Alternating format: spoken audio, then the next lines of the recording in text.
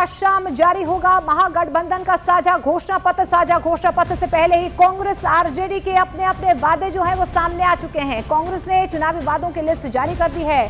कांग्रेस के बिहार प्रभारी कृष्ण अल्लावरू ने अपने सोशल मीडिया अकाउंट से बकायदा एक पोस्टर जारी किया है।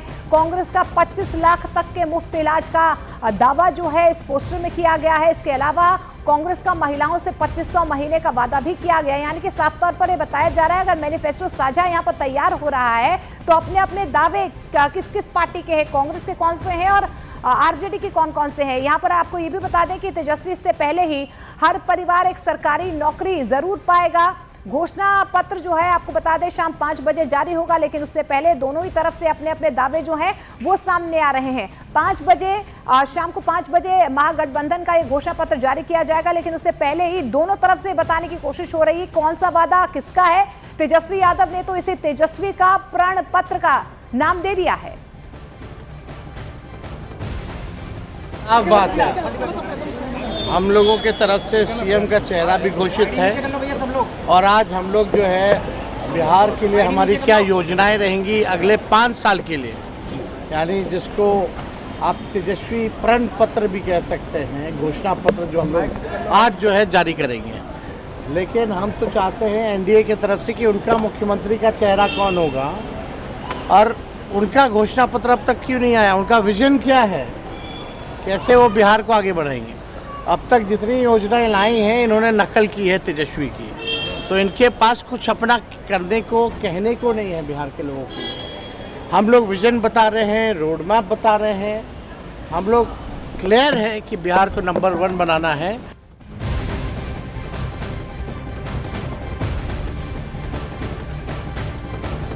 यानी कि देखिए अब तक के वादों के मुताबिक महागठबंधन का घोषणा पत्र कुछ ऐसा हो सकता है जिसमें आपको ये भी बता दें कि कांग्रेस और आरजेडी दोनों ने ही महिलाओं को 2500 महीने देने का वादा किया है। यानी कि 2500 रुपए जो है दोनों पार्टियों की तरफ से महिलाओं को दिया जाएगा, उनके खाते में जाएंगे। कांग्रेस ने 25 लाख तक मुफ्त इलाज का वादा किया है। उधर तेजस्वी हर घर को एक सरकारी नौकरी देने का वादा पहले ही कर चुके हैं। कांग्रेस भूमिहीन परिवारों को 5 डिसमिल तक का जमीन का वादा करती हुई यहां पर नजर आ रही है। तेजस्वी जीविका दीदी को 30,000 सैलरी देने का वादा कर चुके हैं। कांग्रेस 200 यूनिट फ्री बिजली का वादा कर रही है, तो वहीं तेजस्वी संविदा कर्मियों को पक्की नौकरी का वादा कर चुके हैं। कांग्रेस सामाजिक पेंशन बढ़ाकर 2500 महीना करने का उनका वादा जो है कांग्रेस की तरफ से किया जा रहा है। तेजस्वी का खास फोकस जीविका दीदियों पर नजर आ रहा है, वो लोन माफी का वादा कर चुके हैं पहले ही।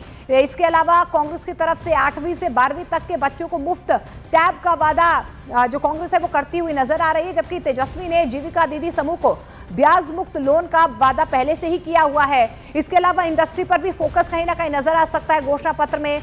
कांग्रेस इंडस्ट्री के लिए 2 लाख की आर्थिक मदद का वादा कर चुकी है, जबकि तेजस्वी के वादे में जीविका दीदियों का 5 लाख का बीमा शामिल है।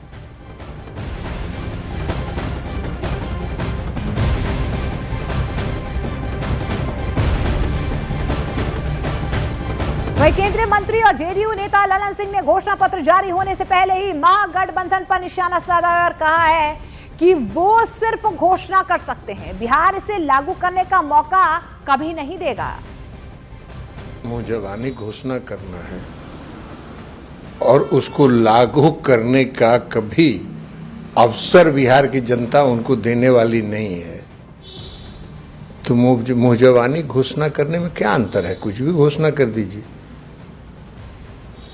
जिसको बिहार का ज्ञान नहीं है, बिहार के आंतरिक संसाधन का ज्ञान नहीं है, बिहार में विकास के मॉडल का ज्ञान नहीं है, वो क्या घोषणा करेंगे।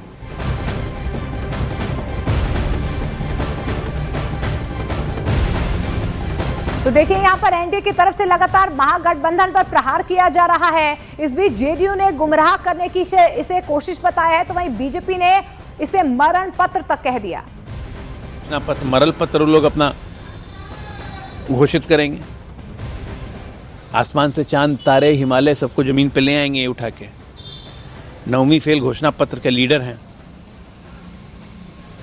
ये सब के सब जो हैं डेलीरियम में है, कंफ्यूजन।